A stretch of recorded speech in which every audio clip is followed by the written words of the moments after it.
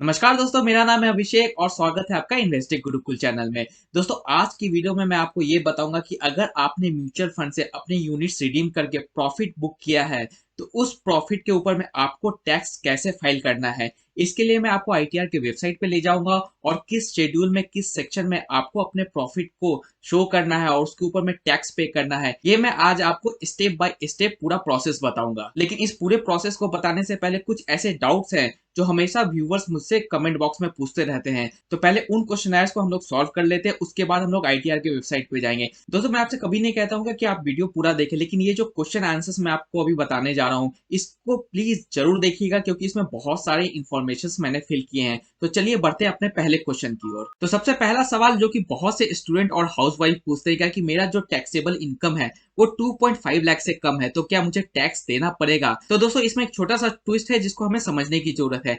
Taxable income का मतलब ये है क्या कि आपकी बेसिक सैलरी और अगर आपका जो कैपिटल गेन है दोनों को ऐड करने के बाद में अगर 2.5 लाख से कम है आपका, तो आपको टैक्स देने की कोई जरूरत नहीं है। लेकिन अगर आप आईटीआर फाइल करके गवर्नमेंट को ये बात शो करते हैं तो ये आपके फ्यूचर के लिए काफी अच्छा होगा। इसलिए अगर आप कंप्लीट एग्जाम्प्ट में भी आते हैं, 2.5 लाख से आपका टोटल टैक्सेबल सैलरी कम है, तो आपको टैक्स नहीं देना पड़ेगा। लेकिन मेरी राय ये है कि आईटीआर फाइल करना ना भूलें। तो अगला क्वेश्चन दोस्तों, काफी ज्यादा एक डाउट है सब इन्वेस्टर्स के दिमाग में, जिसको मैं फिर से आज सॉल्व करने की कोशिश करूंगा। ये डाउट ये है कि बहुत से इन्वेस्टर्स मेरे से बोलते हैं क्या कि ठीक है, मैंने 1 लाख रुपया इन्वेस्ट किया, अभी के समय में वो 1.5 लाख रुपए हो गया है, तो मैं ऐसा करता हूँ क्या कि वो जो 50,000 का प्रॉफिट है उसको मैं विड्रॉ नहीं करता हूँ, लेकिन 1 लाख का जो मेरा इन्वेस्टमेंट अमाउंट है उसको मैं विड्रॉ कर लेता हूँ, इससे मुझे कोई टैक्स नहीं देना पड़ेगा। तो दोस्तों, ये जो सोच है आपकी ये बिल्कुल गलत है। अगर आप म्यूचुअल फंड में से 1 रुपए भी रिडीम करते हैं, उस 1 रुपए को 2 पार्ट में डिवाइड किया जाता है। एक प्रिंसिपल अमाउंट होता है और एक कैपिटल गेन से अमाउंट होता है,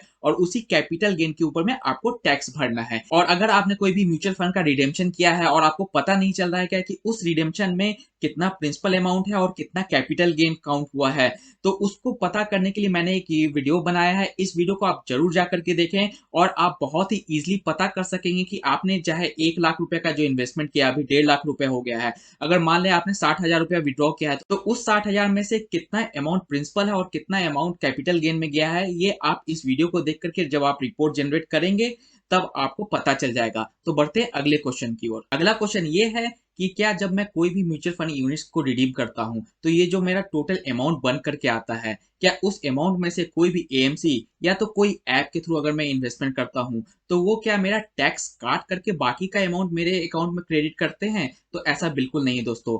आपका जो टैक्स है वो सोर्स पे कट के नहीं आता है। इसका मतलब ये है क्या कि जब भी आप अपनी यूनिट्स को विड्रॉ करेंगे यानी कि रिडीम करेंगे, तो कोई भी म्यूचुअल फंड कंपनी या तो कोई भी ऐप आपका कोई भी तरीके का टैक्स नहीं काटेगी। तो अगला सवाल पिछले सवाल से रिलेटेड है कि अगर ये टैक्सेस सोर्स पे कट के नहीं आता है तो ये टैक्सेस हम कहाँ पे फाइल कर सकते हैं। तो अगर आप सैलरीड पर्सन है तो आपको आईटीआर 2 फाइल करना है, अगर आप बिजनेसमैन है तो आपको आईटीआर 3 फाइल करना है। अगला क्वेश्चन ये है क्या कि ये टैक्स मैं फाइल कब करूंगा। तो ये टैक्स आपको तभी फाइल करना है जब आपने किसी भी म्यूचुअल फंड यूनिट्स को रिडीम किया है। अगर आपने अभी तक कोई भी रिडेम्पशन नहीं किया है, आपने बस इन्वेस्टमेंट किया है और उसके ऊपर में आपको कोई कैपिटल गेन अभी आपके ऐप में दिखा रहा है या आपके एएमसी के वेबसाइट पे दिखा रहा है, तो उसके ऊपर में आपको कोई टैक्स नहीं देना है। टैक्स आपको तभी देना है जब आपने किसी भी म्यूचुअल फंड यूनिट्स को रिडीम किया है। दोस्तों, आप लोगों से एक बहुत ही दिल से एक रिक्वेस्ट है। दोस्तों, मैं मानता हूं कि मैं एक बहुत ही छोटा सा यूट्यूबर हूं, लेकिन दोस्तों मैं हमेशा अपने साइड से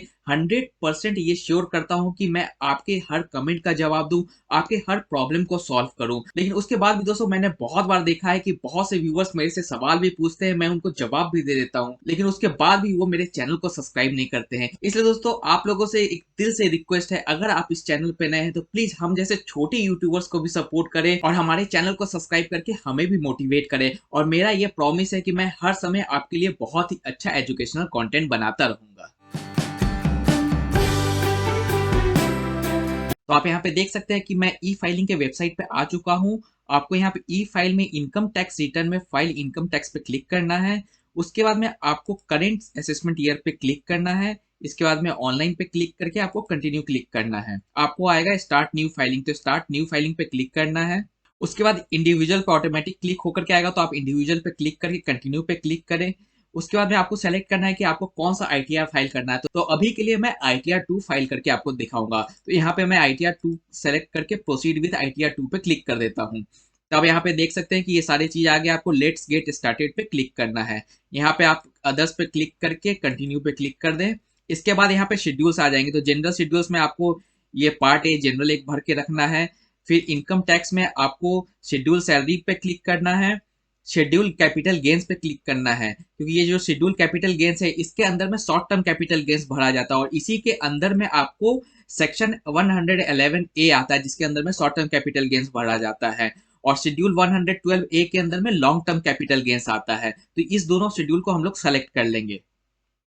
115 एडी को हम लोग अनसेलेक्ट कर सकते हैं। अदर सोर्सेज से अगर आपके पास में इनकम है जैसे कि इंटरेस्ट, डिविडेंड और कोई भी स्पेशल इनकम है तो आप सेलेक्ट कर सकते हैं, लेकिन अभी के लिए मैं इसको अनचेक कर देता हूं। इसके बाद में आता है शेड्यूल्ड स्पेशल इनकम। तो इस पर्टिकुलर जो शेड्यूल है इसको आप अनचेक नहीं कर सकते, तो आप इसको एज इट इज रहने दें। तो अब वापिस से चलते हैं ऊपर। यहाँ पे आप डिडक्शन में देख लें तो अगर आपको 80G 80D के अंदर में डिडक्शन आपको लेना है, मेडिकल डिडक्शन लेना है, तो आप यहाँ पे सेलेक्ट कर सकते हैं। बट अभी शेड्यूल 6A के अंदर भी अगर आपको करना है तो आप ले सकते हैं, लेकिन मैं इसको अनचेक कर देता हूं क्योंकि मैं अभी 80C के अंदर में कोई भी अभी एग्जेम्पशन लिए बिना मैं आपको ये एग्जांपल दिखाऊंगा। तो इसको मैंने अनचेक कर दिया है डिडक्शन में। टैक्सेस में आप इसको एज इट इज रहने दें, सारे चीज को टैक्सेस के साथ में कोई छेड़खानी ना करें। अदर्स में आकर के भी आपको कोई भी यहाँ पे कुछ नहीं करना है, इसको एज इट इज रहने दें। अब आप कंटिन्यू पे क्लिक करें, फिर से कंटिन्यू पे क्लिक करें तो आप यहाँ पे देख सकते हैं यू हैव सेलेक्टेड 15 शेड्यूल्स। तो आपको अगर क्वेश्चन पढ़ना है तो आप पढ़ सकते हैं, नहीं तो आप स्किप द क्वेश्चन कर दें। तो पार्ट ए जनरल इन्फॉर्मेशन में आप अपने बारे में सारे जनरल इन्फॉर्मेशन देंगे। फाइलिंग स्टेटस में आपको नीचे आना है और यहाँ पर आपको are you opting for new tax regime, तो यहाँ पे आपको नो पे क्लिक कर देना है। रेसिडेंशियल स्टेटस इन इंडिया पे आपको रेसिडेंट पे करना है और कंडीशन फॉर रेसिडेंशियल स्टेटस में यहाँ पे आपको you were in India for 182 days पे क्लिक करना है। बाकी ये सारे पे आपको नो पे क्लिक करना है। डिटेल्स ऑफ डायरेक्टरशिप पे भी आपको नो पे क्लिक करना है। Details of unlisted equity shares पे भी नो पे क्लिक करना है। बैंक डिटेल्स की बात करें तो अगर आपने ये पहली बार आईटीआर फाइल कर रहे हैं तो आपको यहाँ पे अपना एक बैंक डिटेल्स ऐड करना पड़ेगा, तो वो आप ऐड कर लेना। उसके बाद में आप यहाँ पे कंफर्म पे क्लिक कर दें तो आप यहाँ पे देख सकते हैं ये कंफर्म्ड आ रहा है। अब चलिए बात करते हैं शेड्यूल सैलरी की। तो शेड्यूल सैलरी के अंदर में आपको अपना एम्प्लॉयर का नाम डालना है। अगर आपका एम्प्लॉयर आपको फॉर्म 16A फिल करके देता है तो ये पार्ट ऑलरेडी आपका फिल्ड आएगा। अगर आपके पास में फॉर्म 16A नहीं है तो आप यहाँ पे अपने एम्प्लॉयर का नाम डाल सकते हैं। और अगर आप हाउस वाइफ हैं या तो कोई स्टूडेंट है तो आपको ये सैलरी वाला शेड्यूल भरने की जरूरत नहीं है, इसको आप ब्लैंक छोड़ दीजिएगा। लेकिन फिलहाल के लिए मैं अभी फिल कर देता हूँ यहाँ पे।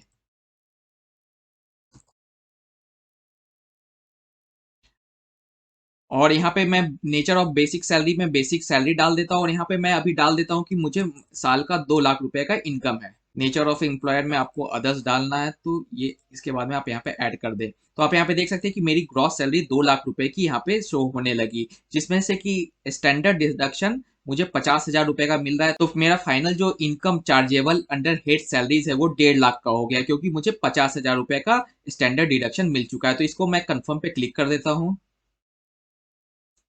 इसके बाद में आता है कैपिटल गेन्स, जहां पे आपको अपना म्यूचुअल फंड का कैपिटल गेन्स शो करना है। तो इस पे मैं क्लिक करता हूं। इसके बाद में आप यहाँ पे इक्विटी शेयर पे इस दोनों वाले बॉक्स को क्लिक कर देंगे। इसके बाद यहाँ पे कंटिन्यू पे क्लिक करेंगे तो ये पेज ओपन हो गया। आप यहाँ पे देख सकते हैं क्या कि इक्विटी शेयर और unit of equity oriented mutual fund under section 111A। तो 111A के अंदर में जो भी आएगा वो short term capital gain tax आपको भरना पड़ेगा और 112 के अंदर में आपको long term capital gain tax भरना पड़ेगा। तो मैंने इसको यहाँ पे क्लिक कर दिया। यहाँ पे ऐड डिटेल्स पे क्लिक करूंगा, उसके बाद मैं सेक्शन 111A पे क्लिक करूंगा। अब यहाँ पे आता है फुल वैल्यू ऑफ कंसिडरेशन। तो इसका मतलब ये है क्या कि आपने कितने रुपए का यूनिट्स बेचा। मान लेते हैं कि आपने 1 लाख रुपए का इन्वेस्टमेंट किया, वो अभी 1.5 लाख रुपए हो चुका है, लेकिन आपने 1.5 लाख रुपए विड्रॉ नहीं किए। आपने 80,000 रुपया विड्रॉ किया। जो आप फाइनल स्टेटमेंट आया है, हो सकता है आप यूनिट्स में विड्रॉ कर रहे होंगे, तो आपको फाइनल स्टेटमेंट का वेट करना पड़ेगा आपके एएमसी के साइड से। तो उसमें आपका जो फाइनल सेल अमाउंट होगा, मान लेते हैं कि आपने 60,000 रुपया विड्रॉ किया, तो वो 60,000 को आपको यहाँ पे एंट्री करना है।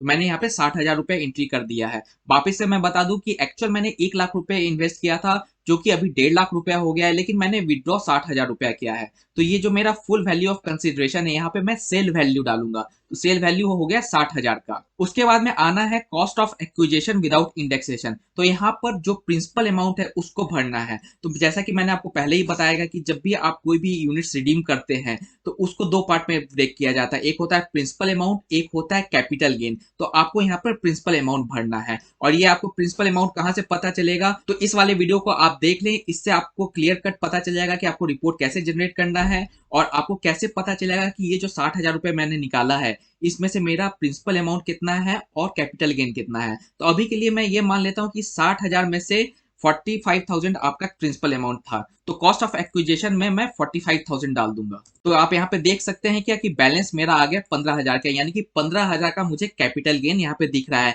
और ये कैपिटल गेन आपको उस रिपोर्ट में भी दिखेगा। ठीक है, तो इसको मैं यहाँ से ऐड कर देता हूँ। तो मैंने यहाँ पे इसको ऐड कर दिया, तो आप देख सकते हैं कि शॉर्ट टर्म कैपिटल गेन मुझे यहाँ पे 15,000 का दिख रहा है। अब चलते हैं LTCG पे, यानी लॉन्ग टर्म कैपिटल गेन पे। तो यहाँ पे आपको व्यू शेड्यूल 112 ए को क्लिक करना है। उसके बाद में यहाँ पे आपको ऐड डिटेल्स पे क्लिक करना है। तो आपने अगर म्यूचुअल फंड खरीदा है तो यहाँ पर आपको आफ्टर 31 जनवरी 2080 पे सेलेक्ट करना है। इसके बाद में आ गया कॉस्ट ऑफ एक्विजिशन, यानी कि प्रिंसिपल अमाउंट। और ये प्रिंसिपल अमाउंट आपको कहां से पता चलेगा, आपको रिपोर्ट से पता चलेगा कि आपका प्रिंसिपल अमाउंट कितना है। तो मान लेते हैं क्या कि आपने कोई चीज 1 लाख रुपए में खरीदी थी, तो हम लोग यहाँ पे 1 लाख रुपए डाल देते हैं। और मान लेते हैं कि हमने जो सेल किया था वो 1.5 लाख का था, तो हम लोग यहाँ पे 1.5 लाख रुपए डाल देते हैं। और यहाँ से मैं इसको ऐड कर देता हूँ। फिर नीचे जाएंगे, फिर हम इसे कंफर्म कर देंगे। तो आप यहाँ पे देख सकते हैं कि शेड्यूल कैपिटल गेन और शेड्यूल 112 ए, ये दोनों शेड्यूल्स फिल हो चुके हैं और बाकी का मैं कोई भी चीज अब फिल नहीं करूंगा। तो यहाँ पे फिर हम लोग यहाँ पे आते हैं कंप्यूटेशन ऑफ टोटल इनकम। इस पे हम लोग क्लिक करेंगे तो आप यहाँ पे देख सकते हैं क्या कि मैंने 2 लाख रुपए की सैलरी डाली थी, जिसमें से कि 50,000 रुपए का डिडक्शन मिला था, तो 1,50,000 रुपए हो गया। कैपिटल गेन्स मुझे 65,000 का यहाँ पे दिख रहा है। और शो डिटेल्स में जाएंगे तो आप यहाँ पे देख सकते हैं कि शॉर्ट टर्म चार्जेबल एट 15%, ये इसके अंदर में मुझे 15,000 रुपए आ रहा है। लॉन्ग टर्म के अंदर में मैंने गेन दिखाया था 50,000 का, तो आप यहाँ पे देख सकते हैं कि लॉन्ग टर्म चार्जेबल एट 10%। लेकिन लॉन्ग टर्म में ये बात है कि जब आपका 1 लाख रुपए से ज्यादा का अमाउंट आता है लॉन्ग टर्म में, तभी उसके ऊपर में टैक्स लगता है। तो ये फाइनल, जब हम लोग फाइनल कंप्यूटेशन में आएंगे तो हम देखेंगे इसे। तो ये सारे डिटेल्स यहाँ पे फिल हो गए हैं, इसे मैं कंफर्म कर देता हूँ। तो ये तो जो पार्ट बी TI है, ये तो टोटल इनकम का कंप्यूटेशन था। अब हम लोग computation of tax on total income को देखते हैं। तो मैं इस TTI वाले पार्ट को यहाँ पे क्लिक करूंगा। तो आप यहाँ पे देख सकते हैं कि सारा टैक्स मेरा जीरो हो चुका है, क्योंकि आप यहाँ पे देख सकते हैं कि tax payable on total income पे अगर आप क्लिक करेंगे तो वो भी जीरो हो जाएगा। Tax on deemed total income पे भी जीरो हो जाएगा। वो इसलिए क्योंकि जो 50,000 का लॉन्ग टर्म इक्विटी गेन था वो भी मुझे, उसके ऊपर में कोई टैक्स नहीं लगा। और शॉर्ट टर्म कैपिटल गेन जो था मेरा 15,000 रुपए का, उसके ऊपर में भी मुझे कोई टैक्स नहीं लगा, क्योंकि जो बेस एग्जेम्पटेशन है वो 2.5 लाख रुपए का है। और जो मैंने अपना सैलरी शो किया था वो 2 लाख रुपए का किया था। 2 लाख रुपए के ऊपर में मुझे 50,000 का तो पहले स्टैंडर्ड डिडक्शन मिला, तो वो 1.5 लाख रुपए हो गया। उसके बाद में मैंने 15,000 रुपए का short term capital gain show किया, तो दोनों मिला के 1,65,000 हो गए। तो अभी भी जो 2.5 लाख था उसके एग्जेम्प्ट से अभी भी मेरा कम है। और इसके नीचे अगर हम लोग आएंगे, आपको यहाँ पे do you any time during the previous year पे, यहाँ पे आपको नो पे क्लिक करना है और यहाँ पे आपको प्रीव्यू रिटर्न पे जाना है। प्रीव्यू रिटर्न पे आपको यहाँ पे क्लिक कर देना है और यहाँ पे आपको फिर प्रोसीड टू प्रीव्यू पे जाना है। तो आपको यहाँ पे टोटल का आपका ITR का जो फाइलिंग है वो यहाँ पे ओपन होके आ जाएगा। आप एक बार इसे पढ़ ले अच्छे से, अगर आपको पढ़ने का मन है तो, नहीं तो फिर प्रोसीड टू वैलिडेशन। तो आप यहाँ पे देख सकते हैं क्या कि यहाँ पे मेरा वैलिडेशन सक्सेसफुल आ चुका है। तो आशा करता हूँ दोस्तों आज का वीडियो आपको पसंद आया होगा। इसी तरीके के एजुकेशनल और इन्फॉर्मेशनल वीडियोज के लिए हमारी टीम के साथ में जुड़े रहे। तब तक के लिए दोस्तों खुश रहें, स्वस्थ रहें एंड कीप इन्वेस्टिंग। जय हिंद।